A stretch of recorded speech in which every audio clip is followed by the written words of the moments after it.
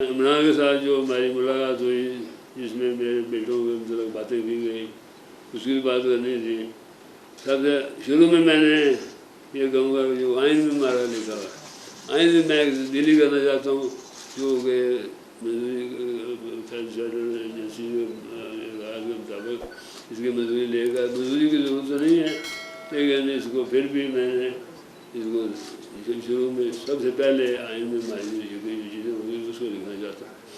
وہ یہ ہے کہ سب سے پہلے تو میں سچ کو اور زبان کو دو چیزیں جو ہیں وہ بڑی عام ہو چکی ہیں. سچ بولنا بھی جو آج کل گناہ بنتا جا رہا ہے. لوگ سچ بولنا بھی سمجھتے ہیں اس کا کوئی فائدہ نہیں ہے, جھوٹ سے ہی کام چلاؤ.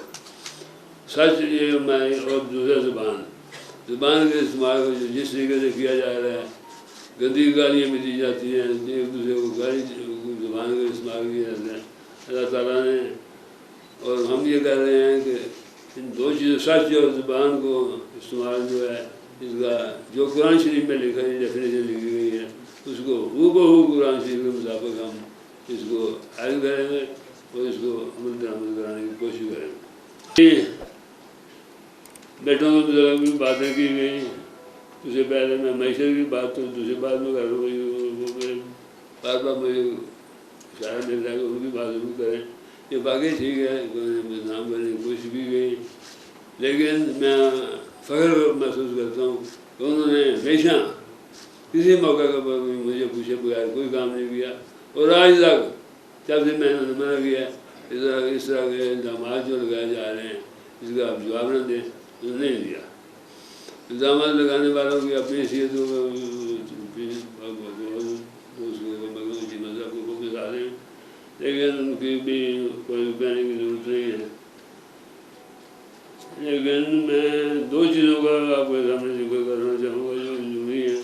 ایک عمران سے ملاقات کا کہہ رہے ہیں, بار بار اس میں میرے بیٹوں کو بھی شامل ہے. دوسرا سیاستدانوں کو ایک دوسرے کے خلاف بیانات جو دیتے ہیں اس کی بھی میں ذکر کرنا چاہوں گا.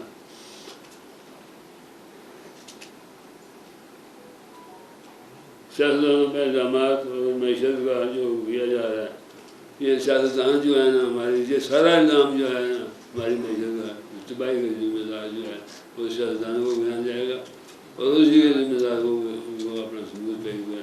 سب نے بچ جانا ہے, سیاستدانوں نے بچ جانا ہے کیونکہ سارے الزامات ان کے اوپر لگے ہیں.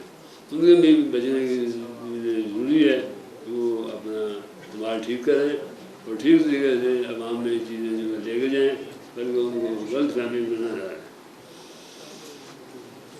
اب تفصیلات میں تو بڑی دیر لگے گی, اگر معیشت کی تفصیلات میں جائے وہ اس کے اوپر میں بھی کروں گا. لیکن اس میں صرف میں یہ کہنا چاہوں گا کہ اس کو کسی طریقے سے بھی اگر رکانا گیا تو یہ اتنا مہنگا ہو جائے گا کام کہ جو حادثوں سے یہ کیوں آپ کو یہ آرمی چیف کو اس میں انٹرفیئر کرنا پڑا. یہ ہم سیاستدانوں کا قصور ہے. اگر ہم سیاستدان سارے جو ہیں چاہے وہ حکومت میں ہو جائیں حکومت سے باہر ہوں اگر وہ ایک ہو جائے تو ہم کیا میسیج دیتے دنیا کو کہ ہم ایک ہیں. تبھی انہوں نے اپنی پالیسی بدلنی تھی. لیکن آرمی چیف کو اس میں انٹرفیئر کرنا پڑا اور سفارش کرنی پڑی. کیا سیاستدانوں کا فرض نہیں ہے آرمی چیف کو سفارش کر جھوٹنا پڑے, ہم اس کو خود حل کرنے کی کوشش کریں. یہ اور اسی طریقے سے اور کئی چیزیں ہیں جو لانی پڑے گی. اب چھوٹی سی میں مثال دوں گا کہ اس وقت جن لوگوں پہ الزامات لگائے گئے ہیں سارے الزامات کو اکٹھا کر لیا جائے تو ایک سال کی جو ہمیں نقصان ہو رہا ہے ہمارے ملک پر تو ایک فارمیشن جو ہے وہی اس میں پورا آ جاتا ہے. ہم سارے لوگوں کو ہر جگہ ہر روز اخبار پڑھی ہوتی ہے فلاں اس نے کہا گیا, فلاں اس نے کہا گیا, فلاں اس نے کہا. اس کے علاوہ کوئی چیز نہیں ہوتی. ایک دوسرے پہ الزامات لگانے کے علاوہ کوئی چیز سامنے نہیں آتی. اس کو بھی ہمیں دیکھنا پڑے گا کہ کوئی اور فیصلے جو ہیں وہ بھی آپ کے سامنے ہیں. ہائی کورٹ کے فیصلے وہ بھی میرے پاس ہیں جو ہمارے اوپر الزام لگائے گئے تھے. ہم نے یہ سوچا کہ چلو ہائی کورٹ میں چلتے ہیں, جا کر وہ کہتے ہیں کہ اتنے سال سے چل رہے ہیں کیسز کوئی فیصلہ نہیں ہوتا. بڑے اتفاق کی بات ہے میرے پاس کاپی بھی موجود ہے, آپ کو جو چاہیں وہ لے سکتے. 20 साल पुराना केस हमारे दोनों मेरे खिलाफ चलता रहा 20 साल, तो डेटे में लिखी हुई है। और जज जो 2 जज ने फैसला दिया, उन्होंने कहा कि 20 साल ये दरअसल नेपाल गए थे एक्सटेंशन के लिए, मेरी 6 महीने और दिए जाए, मुझे तब्दील कर रहे। जज ने कहा 20 साल हो गए वो केस को देखे हुए, 20 साल से केस चल रहा है, 6 महीने में आपने क्या करामात नहीं दिखा देनी है। तो ये जज ने उसको खत्म कर दिया केस को। इसी तरह बहुत सी ऐसी चीज़ें हैं जिनका किसी तफसील के साथ मैं बताऊँगा। और मुलाकात का ये भी इसमें आया, ये भी हमारे खिलाफ ये चीज़ें कि हमारे जो बच्चे हैं करप्शन के इल्ज़ाम लगाए। सबसे पहले मैं और चीमा साहब दोनों गए हैं उस वक्त विजय के पास, और मैं इमरान के पास, और हमने जाकर कहा ये क्या बात है। तो उन्होंने कहा जी ये मोदी के खिलाफ उन्होंने बड़ी बातें की, ये उसके खिलाफ जानते नहीं, ये बातें जानती है बाकी चीज़ों को काम है। तो ये काम सीमा साहब मौजूद हैं, हम कैसे बता सकते हैं दोनों को कि आप सालों को ये मैं बना लेता हूँ, उसको नहीं बनाऊँगा, मुझे इसके खिलाफ बहुत चीज़।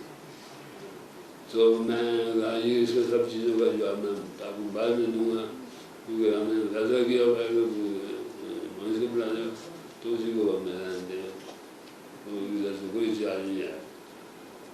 इसी तरीके से ये वो चलता रहा।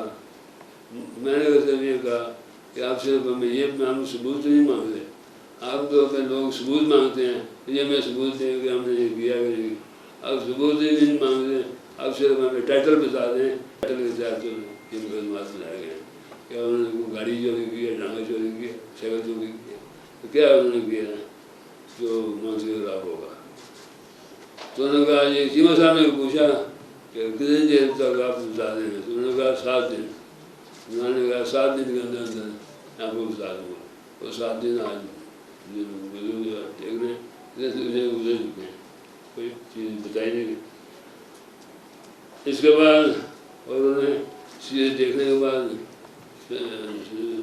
मन को भी वजीर भी बना दिया। ये सारी चीज़ को मतलब सारी चीज़ें गलत साबित हुई, नहीं ऐसी चीज़ें, उसके बाद उन्होंने वजीर बना लिया।